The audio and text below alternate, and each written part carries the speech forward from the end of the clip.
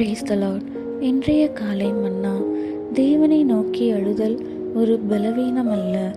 அப்பொழுது தாவீதும் அவனோடு இருந்த ஜனங்களும் அழுகிறதற்கு தங்களில் பலனில்லாமல் போகும் மட்டும் சத்தமிட்டு அழுதார்கள். 1 சாமுவேல் 30:4.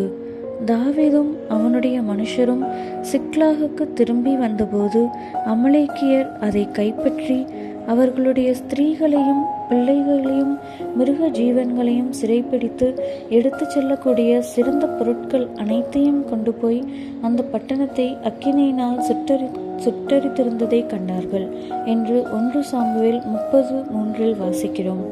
இந்த பூமியில் அவர்கள் தங்களுக்குண்டாயிருந்த சகலத்தையும் இழந்து விட்டார்கள். அந்த சூழ்நிலையில் அவர்கள் செய்யக்கூடியதெல்லாம் தங்களில் பலமில்லாமல் போகும் மட்டும் சத்தமிட்டு அழுவது மட்டுமாயிருந்தது. அழுகை என்பது மனுஷ பலவீனம் என்று சிலர் எண்ணுகிறார்கள். இந்த உலக ஜனங்கள் அதற்கு என்னதான் வியாக்கியானம் கொடுத்தாலும் தேவ சமூகத்தில் அழுதல் நம்முடைய மிகுந்த பலம் வாய்ந்த ஆயுதங்களில் ஒன்றாக இருக்கின்றது. தாவீது தேவ சமூகத்தில் அழுதான். அதை நிமித்தம் அவன் தன்னை தன் தேவனாகிய கர்த்தருக்குள் திடப்படுத்தி கொள்ளக்கூடியவனானான்.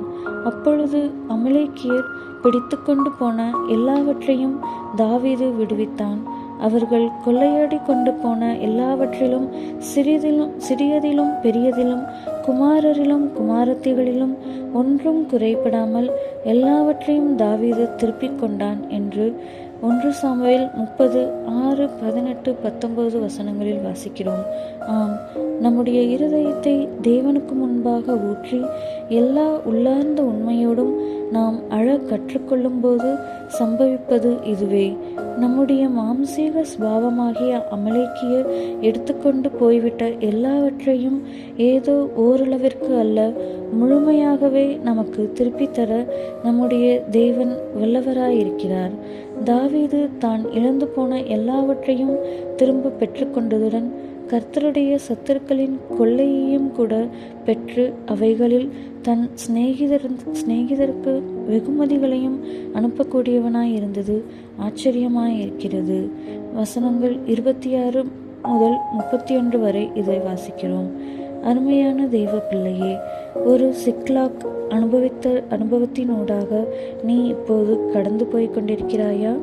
உன்னுடைய ஜபஜீவியம், உன்னுடைய பரிசுத்தம், தேவனோடு நெருங்கி சஞ்சரித்து கொண்டிருந்த அனுபவம், உன்னுடைய ஆதி அன்பு, தேவனோடு உனக்கிருந்த சமாதானம், தேவனுக்காக உனக்கிருந்த ஆதி வைராக்கியம் போன்றவற்றை நீ இழந்திருப்பதாக உணர்கிறாயா?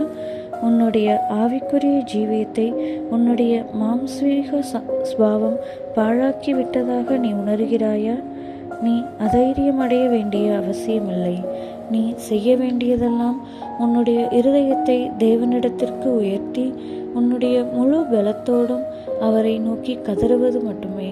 அப்பொழுது நீ இழந்து போன எல்லாவற்றையும் கர்த்தர் திருப்பி கொடுப்பார் என்ற நிச்சயத்தோடு நீ இளைப்பாறலாம். அத்துடன் நீ மற்றவர்களுக்கும் ஆசீர்வாதமாயிருந்து தேவனுடைய நன்மையை அவர்களுக்கும் பகிர்ந்தளிக்கும்படி நீ இதற்கு முன் அனுபவித்திராத ஆசீர்வாதங்களையும் கொள்ளை பொருளாக உனக்கு கொடுக்க அவர் வல்லவராயிருக்கிறார். ஆமேன்.